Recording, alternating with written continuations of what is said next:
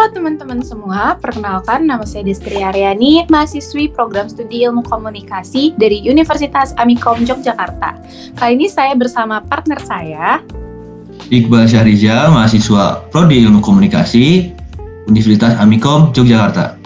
Kami akan mendemonstrasikan bagaimana tahap negosiasi yang akan kami laksanakan sebagai public relation dan seorang perwakilan dari suatu desa untuk pembelian lahan. Jadi bagaimana? Ya langsung tonton aja videonya. Check it out.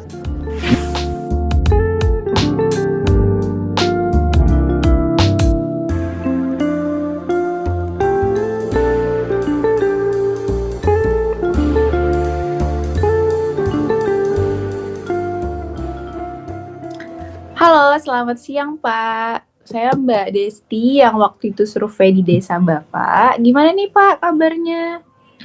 Halo Bu Desti, alhamdulillah kabar saya baik. Kalau Ibu sendiri bagaimana Bu? Wah, kalau usah ditanya Pak, harus selalu sehat dong. Sekarang bagaimana nih Pak kondisi pandemi di desa Bapak? Nggak jauh dari keadaan saat terakhir Ibu kesini loh Bu. Sama aja kayak kemarin. Oke, berarti tapi harus tetap semangat ya Pak. Siap, pasti semangat Bu. Jadi begini Pak, saya ingin melanjutkan niat baik perusahaan kami terkait akan mengalihfungsikan lahan di desa Bapak. Setelah survei terakhir bersama pihak perangkat desa dan pemilik lahan, dan waktu itu juga sempat bertemu Bapak, kami memiliki penawaran dengan beberapa pertimbangan dari berbagai aspek nih Pak. Gini Bu, silakan saya ikut. Oke, kita mulai kita lihat dari aspek geografis, di mana letak desa Bapak ini berada di daerah yang cukup terpencil, di mana jarak tempuhnya saja mencapai 1.000 km untuk menuju kota. Ditambah kondisi akses jalan yang tidak memadai, membuat waktu tempuh menuju kota bisa memakan waktu selama kurang lebih 4 hingga 5 jam perjalanan ya Pak, dengan transportasi darat. Iya, dan jarak dan waktu tempuh sejauh itu otomatis akan membuat proses mobilitas pembangunan cukup sulit, sehingga kami harus menemukan alternatif lain, yaitu dengan rencana pembangunan jalan sendiri Pak. Nah, selain itu, ini kan ada 100 orang ya Pak, 100 kepala yang memiliki, yang merupakan pemilik tanah yang masing-masing memiliki luas lahan seluas itu 10 hektar. Jadi kalau kita totalin ada 1.000 hektar ya, untuk dari 100 orang ini. Dan dengan beberapa pertimbangan yang saya sebutkan sebelumnya, kami memberikan penawaran sebesar 90 juta Pak untuk masing-masing pemilik tanah yang akan menyerahkan luas lahannya yang seluas 10 hektar ini, begitu.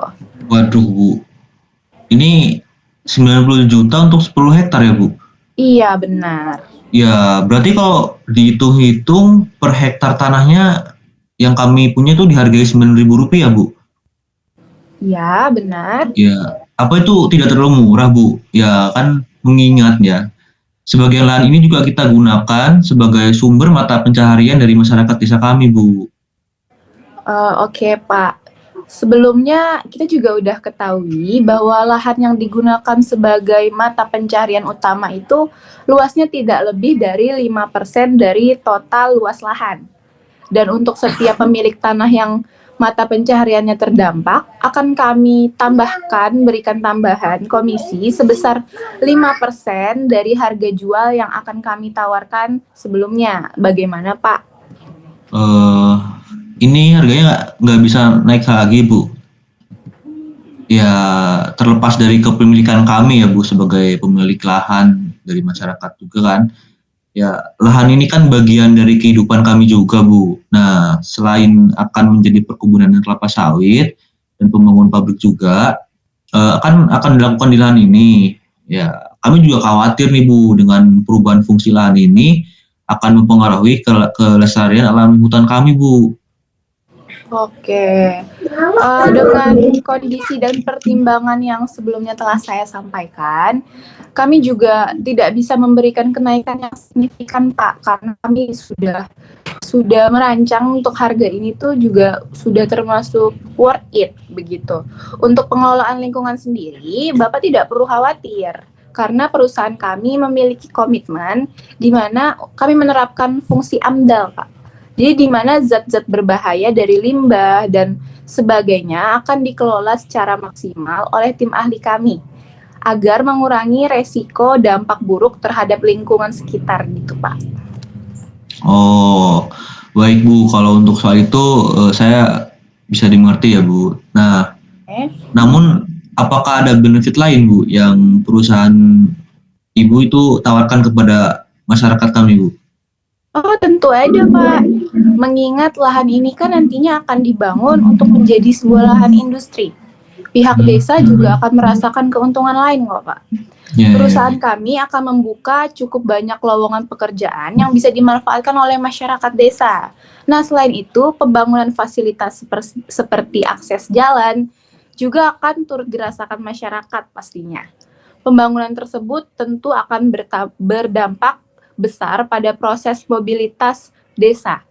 Perusahaan kami juga dapat bekerja sama sebagai sponsor jika desa Bapak akan mengadakan suatu event atau kegiatan-kegiatan sosial yang sifatnya membangun, begitu. Oh, oke Bu. Dari saya sih menerima nih niat dan tawaran baik perusahaan. Nah, terkait pengolahan lingkungan dan kelebihan lainnya yang akan kami rasakan. Namun untuk harga sendiri Bu, saya rasa Rp9.000 untuk setiap hektarnya dirasa terlalu rendah banget Bu. Bagaimana jika dihargai sekitar 10 hingga Rp15.000 untuk setiap hektarnya Bu? Bagaimana Bu? Oke, begini saja Pak. Harga yang kami tawarkan kan sudah melalui banyak pertimbangan lapangan. Kesanggupan perusahaan kami juga terbatas. Mengingat akan banyak sekali pengeluaran terkait pembangunan nantinya. Bagaimana jika kami naikkan menjadi 10.000 per hektar, di mana masing-masing pemilik akan menerima sebesar Rp100 juta untuk setiap lahan yang dijual seluas 10 hektar lahan. Bagaimana? Lagi pula akan ada biaya tambahan untuk beberapa pemilik yang lahannya merupakan mata pencaharian utama sebesar 5% dari harga jualnya gitu Pak. Bagaimana?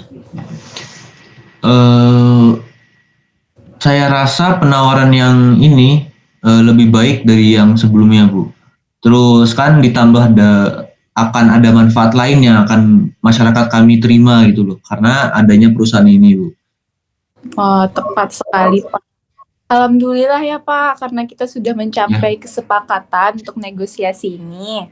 Untuk persetujuan dan tanda tangan kontrak akan langsung kami persiapkan Pak. Dan sampai bertemu secepatnya ya Pak. Terima kasih sebelumnya. Baik Bu, terima kasih kembali ya Bu. Baik, saya undur diri ya Pak. Sampai bertemu beberapa hari kemudian. Baik, terima kasih Bu.